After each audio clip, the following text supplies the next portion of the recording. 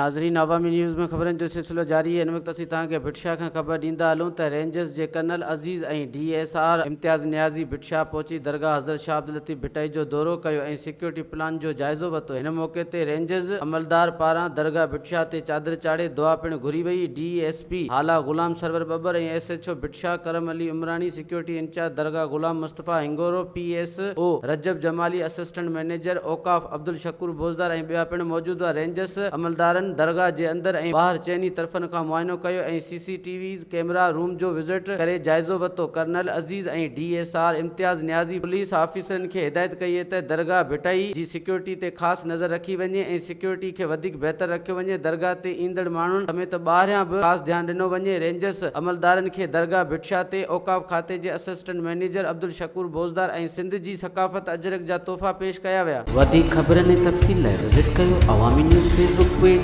YouTube page ऐं अवामी news website.